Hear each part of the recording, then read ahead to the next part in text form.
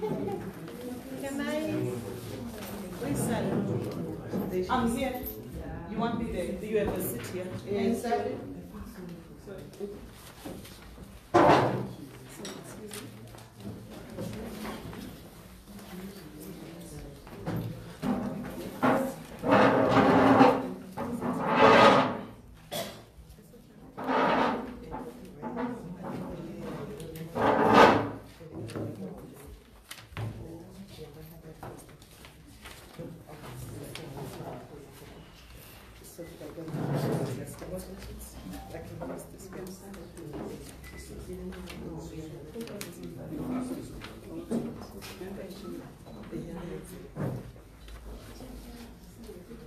Good morning, everyone. My name is Neti Sadi. Oh, sorry, can you just hold the okay. Those with phones. That was my phone that you will take one. Alright, okay. So you can start. You can start. So morning, my name is Neti Sanu. I'm the director from SASA Projects. I'm also the chair of a GBV cluster within the Women's Coalition of Zimbabwe. I just want to take the opportunity to welcome all of you to this very important press conference that we are having as the Women's Coalition of Zimbabwe. I want to introduce the Women's Coalition Chair, Ronika Mumbire, and next to her is Salim Mure and our moderator Abigail Gamanya. So without much ado, I will hand over to Ronika to read our statement as the Coalition of Zimbabwe. Greetings to everyone.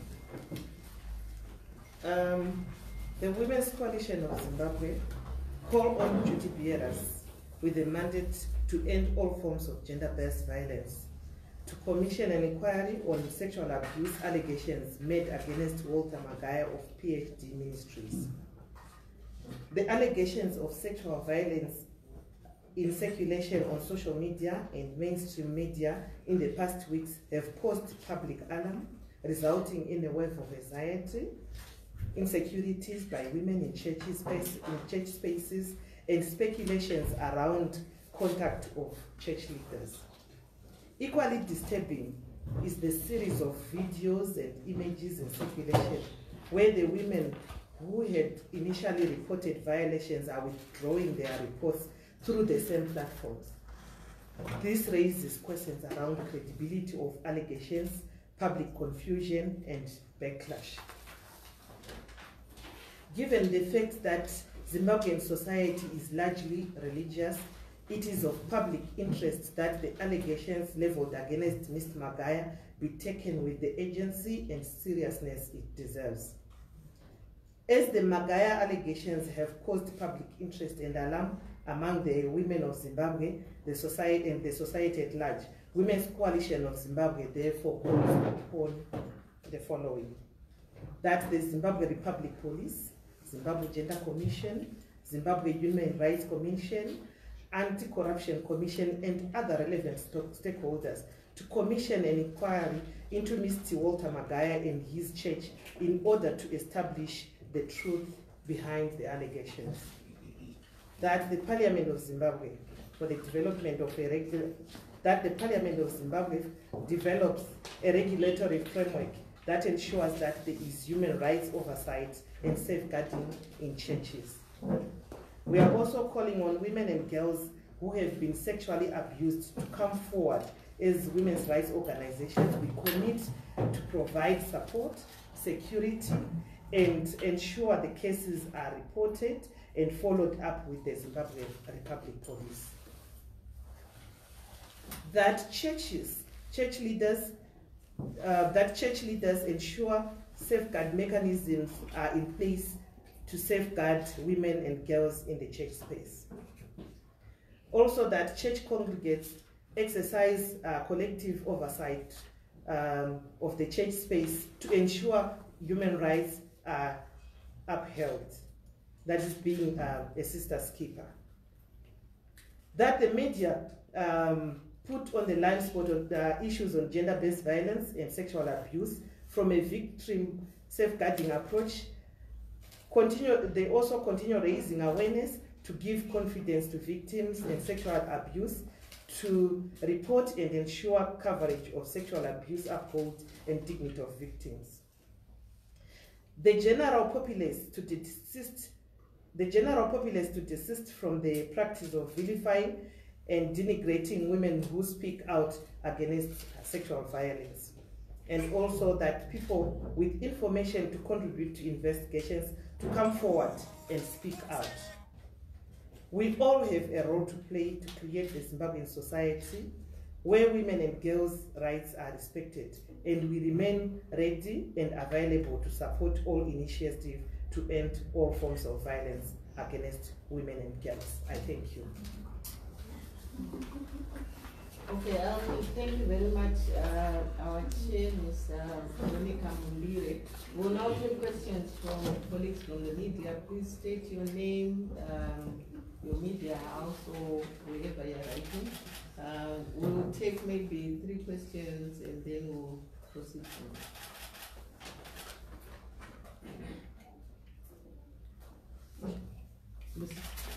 My name is Lucy Yasin. I'm a freelance journalist. People are wondering why it's taken so long to come up with some kind of a position.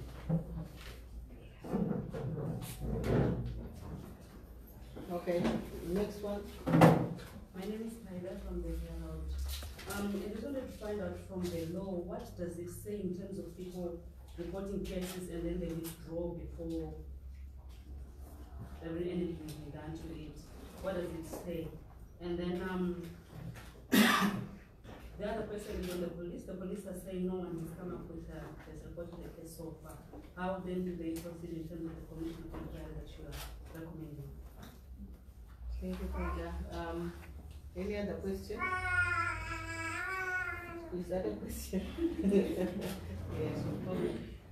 Yes. Yes, my name is Pam and I'm a freelance journalist. I'd like to just ask, why is it that all these women that are coming up with these rape allegations end up asking for money instead of justice? Okay, thank you, Pam.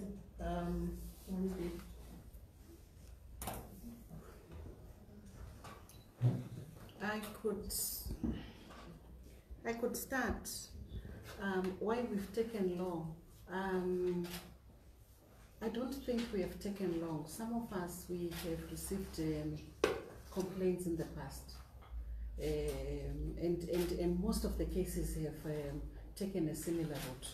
So we've had women coming to Msasa, for example, and reporting, and the moment you want to then follow through the justice system, they become very hostile.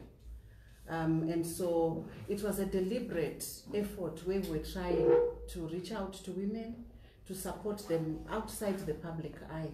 And we had hoped that that would then at least get some cases that would go through. But it's regrettable that a lot of them ended up deciding to withdraw, or to then turn out and say, in some cases, we then get feedback from relatives that they've been paid, they've been given money, or they've been sent out of the country.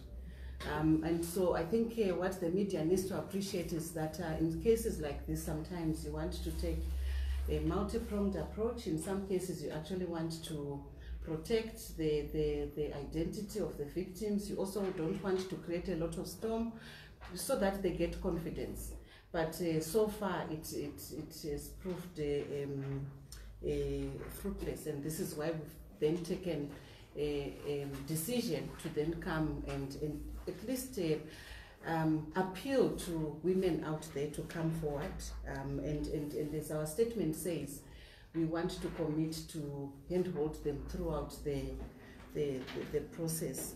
And then I think the question around reporting and withdrawing, unfortunately, You have a right to report, you also have a right to, it's always our frustration, where you support someone throughout the whole process, and then when it comes to the actual reporting, in some cases they've actually reported, so I'm not sure whether it's true that there's not anyone that has reported, because I am aware of some that actually decided that they wanted to report and were a bit frustrated along the way, but I'm not at liberty to talk about the names. Okay, any additions from the floor?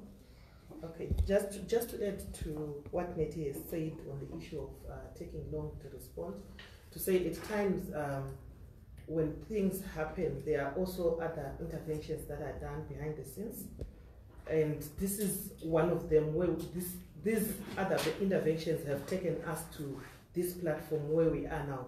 So it doesn't mean things have not been happening. A lot of things have been happening behind the scenes, including getting in touch with other key stakeholders like the Gender Commission, the Zimbabwe Human Rights Commissions, and all. So yes, we may think it has taken long, but when such things happen, as a women's organization, we actually come together and start to strategize. And you may not see some of the interventions in the public, but things will be happening.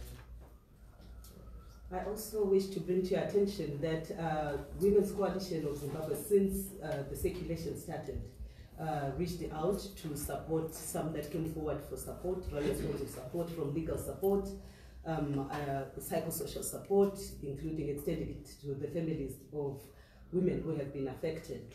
And there have also been various internal consultations and engagements with our membership for them to come up with how they wanted to respond to the issue. We've also been monitoring the situation online and offline and in the communities to really get to understand and come up to understand what was the situation and what is the issue. So after the monitoring of the context, the realities and the surrounding circumstances of the case, we then had the membership of the coalition resolving that they were going to come forward. And there have been also engagements with key stakeholders, which we wish to confirm that the Zimbabwe Republic Police, the police general headquarters, have responded to us today and then acknowledged our submissions, and they've also committed to ensure that their victim-friendly unit work with us. So there have been engagements with the independent commissions, there have been engagements with the Zimbabwe Republic Police, there have been other stakeholders who have also been coming on board, and also wish to acknowledge also the media, the role that the media have played in also bringing a spotlight to this issue. So it hasn't been long, but there have been work that have been happening, and we all take collective responsibility to make Zimbabwe a safe society for women and girls. You want to talk about the office in this platform? Yes. So Women's Coalition of Zimbabwe also have a bulk SMS platform, which we have also been running an outreach to women and girls we have been affected to also come forward. And we also share through the press release that we have put in, the toll-free numbers that we have put in for our members from SASA, for Zwala, for others, so that there is a wide range of support, as we have committed through the statement presented by the chairperson, that women's rights organizations are ready and remain committed to support women and girls and families affected through this journey to ensure that justice is served. So regarding the question on why are women asking for money, not justice, that's the inquiry that the Women's Coalition of Zimbabwe is pushing for, to ensure that we ascertain whether it is fact and it is evident that there has been actually money that has been extended for women to withdraw, and also for the allegations around some of the Zimbabwe Republic Police with whom there have been allegations that they've also been bought. So that's the inquiry that we are collectively advocating for, which will also include the Zimbabwe Anti-Corruption to then also look into the matter. So what we are calling for is an inquiry so that we establish the facts, so that we also bring truth to this situation and ensure that justice is served. And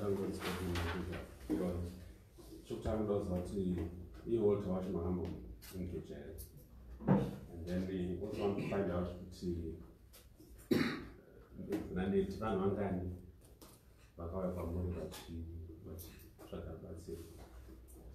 is there any possibility ukuthi you can picket at this place, hotel, whatever, lodge, kana pakasabuda chunga and my efforts are not My name is Bruno Walsh, I'm a freelance man. My issue is in retrospect to the nature of the so-called the allegations. You would agree with me that some of these alleged crimes were committed years back and some time ago, and even the alleged victims, they are vacillatory character in itself, and the fact that internationally and even locally we've been hearing cases of extortions and so forth. Don't you think that this could be a matter of some immoral act which could have just gone sour and not necessarily a criminal act? Okay, thank you. Another question before we can answer. Maybe can I come again? Okay. Also, you talk of can you also maybe have a comment about also the involvement of journalists? Because there have been allegations that some of our colleagues have been involved in trying to conceal this thing.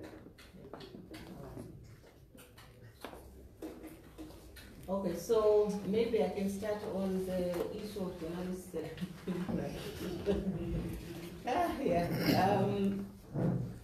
Well, again, there are allegations, and I think amongst ourselves, without putting it in black and white, we know from our own daily newsrooms that so and so is on payroll of different people, not just Walter Magaya.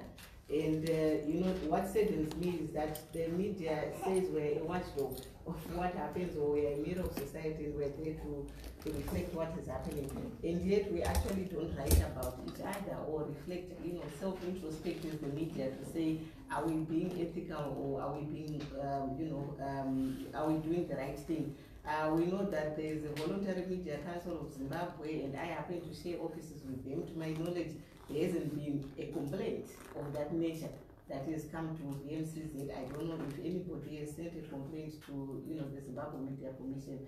But what we know for sure is that the media is not in support as an industry to journalists being bribed.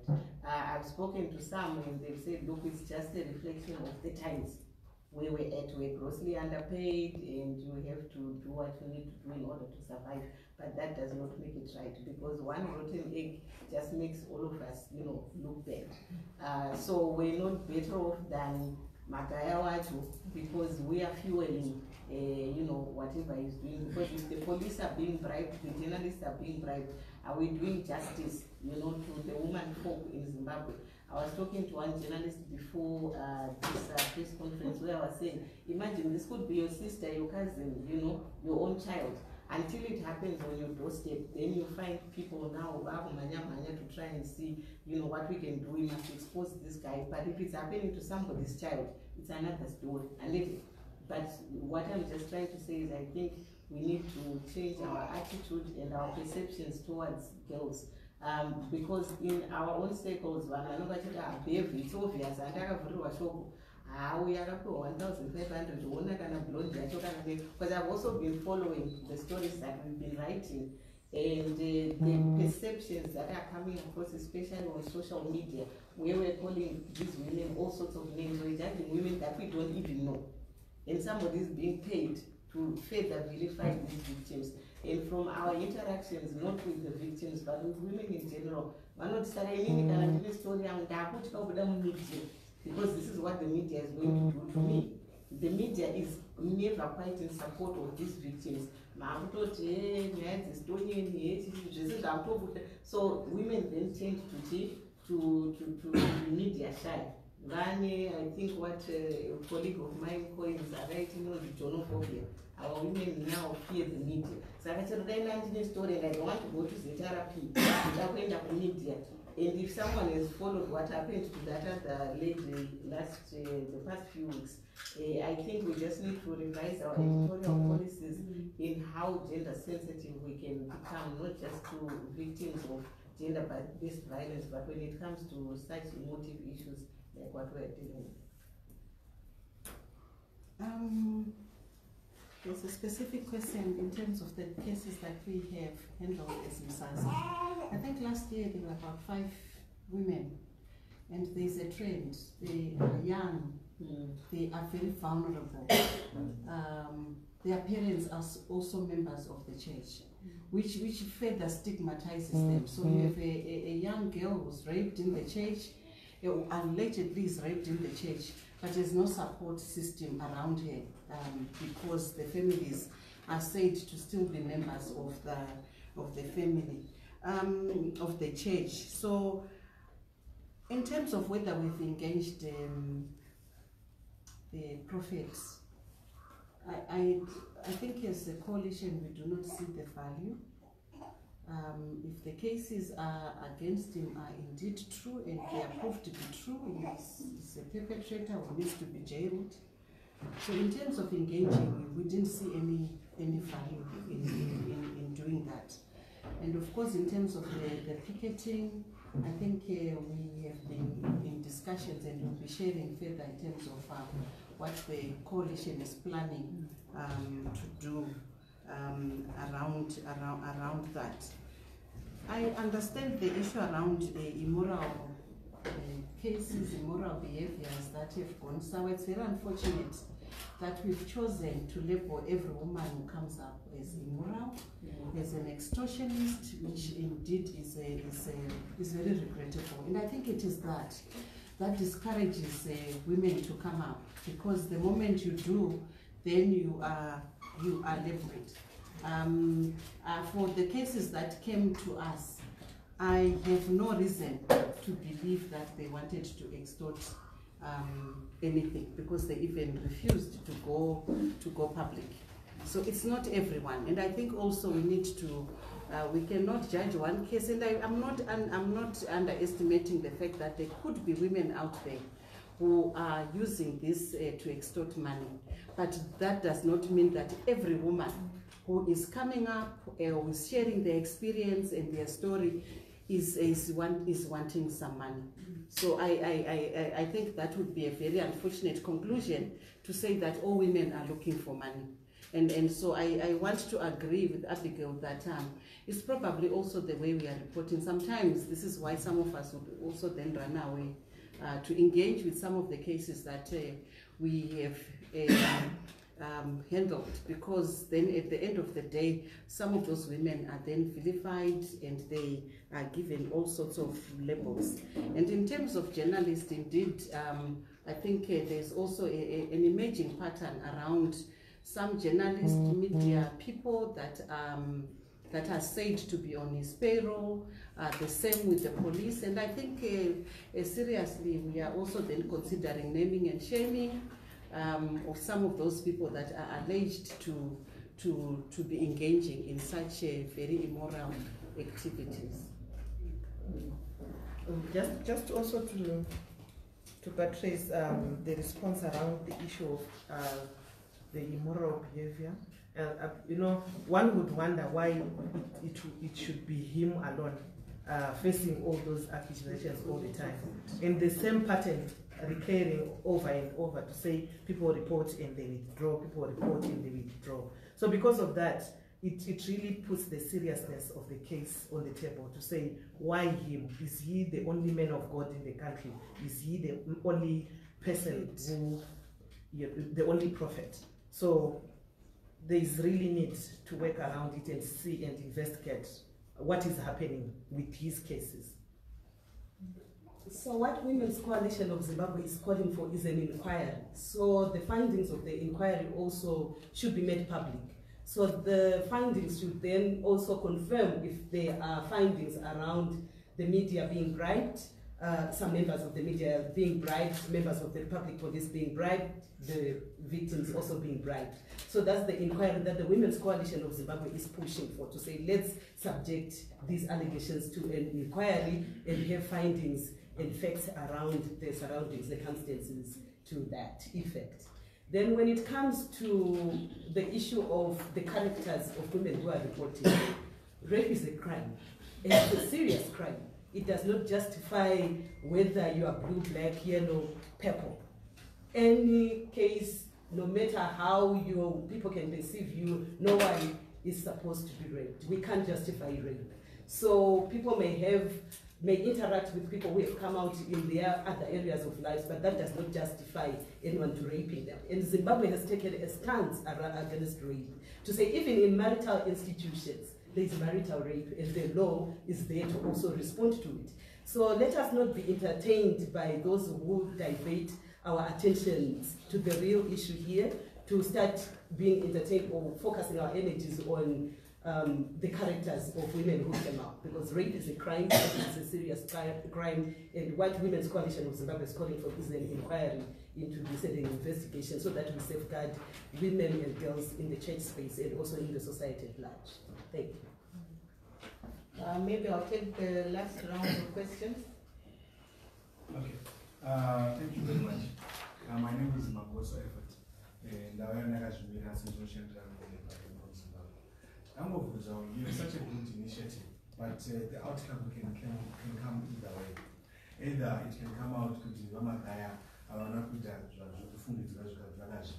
in case the outcome comes out that he did not rape these people, are you as a coalition ready to gather us again in our magnitudes and to create a bigger buzz again to say he did not and to apologize to James? That's my question. Tozoita izvozvo kana tazosvika paconclusion iyoyo. Commission ikatomboiswa pane outcome either on the affirmative or not. Okay, people, let's give him a chance to if it comes out that what is being claimed to did not happen, as I'm saying, are you as a commission mafungo tashubisa zitare munhu necessarily because commission yati haana zvakaita ikabuda ita akaita zvakaita, it means he has to go to jail, which is very fine. Justice would have to be fair. Tofunga isa hatina kusvibisa munhu. Macases ari kubuda akazvisvibisawo, hatina kusvibisa munhu. And isusu patauya panapa tinomboti vaMagaya vakazviita isu. Tauya pano tichiti macases ari kubuda anoita kuti vanhu vaite worry about what's going on. And there are a lot of questions that people are asking because of those many cases that I'm sure you are aware that there was a case that that actually went through the court system, and that lady also withdrew the case. And people are just saying there is a pattern where women come out, they withdraw cases. They may be looking for money. Let the inquiry answer those questions. So we have not come here kuti tizosvibisa munhu. Tiri kuti ma cases ari kubuda are a cause for concern. So it may come out that there is nothing going on. So this is what we just want kuti whatever is happening, let be subjected to an inquiry. So apana asvibisiwa unless painati vaMagaya vakasvita. Saka kuda inhau yokuti tataura statement yedu nechirungu, but kuti tinyatsodzikisa kuti tihwisise nhau yatadanira musangano wakaita sepano kuti titaurirane, inhau yokuti sangano reWomen's Coalition of Zimbabwe unova mubatanidzwa unomiririra nekurwira kodzero dzevanhukadzi nevanasikana muZimbabwe, rati iyo kwaita nyaya iri kutenderera iri kuita kuti vanhu zvizvarwa zveZimbabwe madzimai kunyanya kuve nekusagadzikana nekusanzwisisa kuti ko zvambonyanyoita seiko kuti kuri kuita muprofita uyu ari kuita mbiri yokuti kuri kunzi nhasi kwanzi wabata vanasikana zvisakarurama panhau dzenyaya dzekubatwa zvibharo, kobva kwanzi vana kana vachinge vabuda pachena kuti ndozvavakasangana nazvo vozodzokera sure pane zvavanenge vataura. Saka nhau iri pano yashedzerwa nesangano reWomen's Coalition of Zimbabwe ndeyekuti nyaya idzi dzatenderera dzakutiita kuti tibatire ura mumaoko, uye isu tiri vatenderi sezvizvarwa zvenyika ino yeZimbabwe hatichazivi kuti kumachechi uku kwakambomira sei. Saka tiri kuti vane chokuita, vane mabandiko akasiyana-siyana vanoita kuti nyika yedu isava nenyaya dzemhirishonga dzinobata vanhukadzi nevanasikana, kunyanya-nyanya dzekubatwa zvibharo kwemadzimai nevanasikana mumakereke. Tiri kuti isusu ngapaitwe tsvagurudzo neongororo, ruzhinji rweZimbabwe rugoziva kuti zvii zviri kuitika tikozvionera ipapo. Saka ndo patimiri semadzimai. You want to? Okay. I thought you had taken the last round. No, Danda Motora one from yeah. Danda Mirira two more.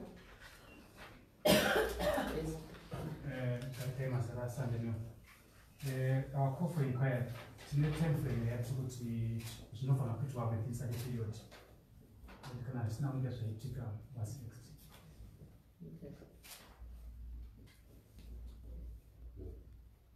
Okay, all right. Tanga and then she'll go. I'm Prince Magaya. I'm a freelance. Yesterday I checked this email where it said that no report had been made to the police. So my question is, are you working with the victims? If you talked to the victims and found out the reasons why they have made such a report? Thank you. And then my question is, you guys as a women's coalition, in the event that I've reported no, and then my parents or my family is against that, or rather, my family has reported, like the previous story that we heard, that the family had reported and then the girl denied. Are you guys in a position of making families or breaking families? Because there are certain margins that you're going to say in the event that one partner or party is lying. Where do you guys stand in breaking them or in fixing them as families? Because this is a good cause altogether, but at the end of the day, ukama ukama. And then my other part was also when somebody is popular, is it not just a vulnerability that people could just come up and say, look, should I need some Zimbabwe? Let's try this. I don't know why. okay. All right, thank you. Okay, let me start with that last one. I want to believe he's not the only popular person in Zimbabwe.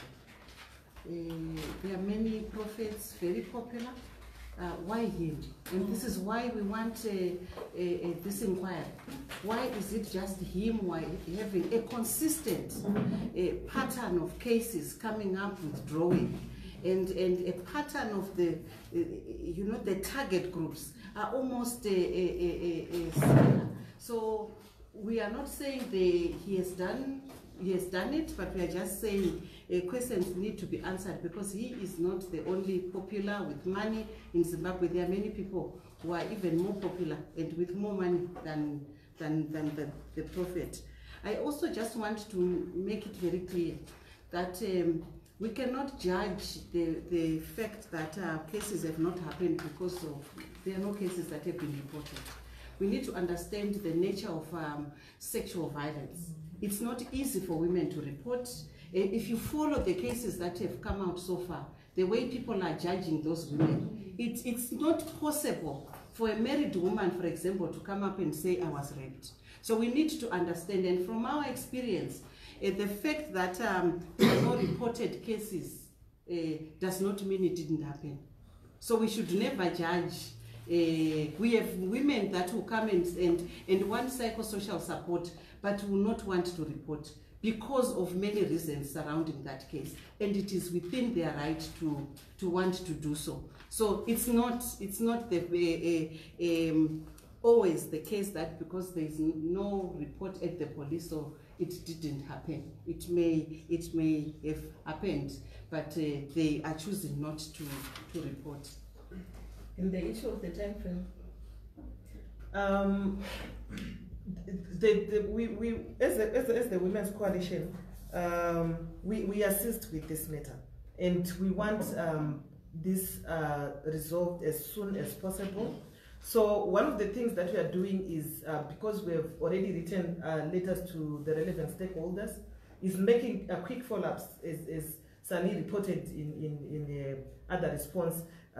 We have responses that have come from other stakeholders. So what we then need to do is to sit down and make a way forward with the various stakeholders. And the other question that was asked, if it doesn't happen, then what next? I think that will come when we see what happens after responses from the various stakeholders, which we expect to be happening, because it is their role. The various stakeholders that we have mentioned are not, it is not the work that is outside their mandate. It is work that is within their mandate, and we expect them to do to action. Whatever form of action then will guide us to say what else then do we need to do. I also want to respond on the issue of the readiness to apologize to Prophet Magaya. we are not ready to apologize for anything because we have not accused him of anything. We are just saying let the inquiry go on. If he is not guilty of anything, it's okay. If he is guilty of anything, of something, then the law should just take its course and justice should prevail. Then on the issue of families and that you talked about, remember we also mentioned that we are ready to take through, work through with the victims, and also be able to assist them if they are willing to report, take them through the process. But also we are also in the process behind the scenes to be able to assist in line with issues to do with psychosocial support, so that we support them where we have challenges within the families or the communities that we are working with. Let me just add to say it is never our intention to separate people, and this is not the way we work. And the reason why I said there's a lot of work that goes on until a case finds itself even at the police station is simply that, because we are trying to reconcile, but to ensure that families are able to protect victims along the way. So that process, this is why our organizations with counselors, and also it's not just a matter of getting someone and taking them to the police. It's also looking at what is surrounding them. And in some cases, there may be cases where there may not be agreement between a girl and the family in terms of whether to report or not to report. We are guided by the needs of the victim. And especially if they are an adult, we are guided by the needs of the victim. And of course, we'll take mechanisms to ensure that at the end of it all, we are able to reconcile families and they support them throughout the process. So this is also one of the many interventions that we are going to be working around as Women's Coalition of Zimbabwe. So we will be updating you as we move, because as we advocate and engage various stakeholders, if our submissions and our advocacy engagements are also not met with agency and responsiveness from various duty bearers, we'll be taking necessary action that works within the mandate of the particular stakeholders that we are engaging with. So as members of the media and other stakeholders, we also ensure that we will be periodically briefing you on where we are at and the actions that we are taking should we also not get responsiveness in terms of the agency that we've expressed in this inquiry. Then the second thing to inquire, to also update, is to also say, from us, when we deal with women and girls who come forward, we just don't focus on them alone, because it is not just about them. So our members have also been ready and available to ensure that they also have a family-centered approach to how we support survivors of all forms of violence. So there are also psychosocial support mechanisms that target the families, because sometimes when we have had disconnections within families, it's also because there is also different understanding of what it means to actually access justice. So for families to support, they also require access to information, access to support, to ensure that justice is seen through the whole process. So we do not exist to disrupt the family unit. We respect family unit and we support it, but we acknowledge that all members of the family have to be on board, and they also have to go through psychosocial support, legal counsel, so that we can give a comprehensive response to supporting the survivors of violence. All right, thank you everyone. I'm sure you will continue interacting with our panel outside this room. I will now hand over to Neti for the closing remarks. Yes, thank you, and it just remains for me to thank you all as members of the press, and just to share our toll-free numbers. So we've got the Women's Coalition toll-free number, which is 0808 0230 Musasa, 0808 0074, and Swala 08080131. Just to thank you very much for coming, and I want to end by saying collectively we can end rape and sexual violence against women, and in particular in churches. Thank you very much. We have a copy of the release.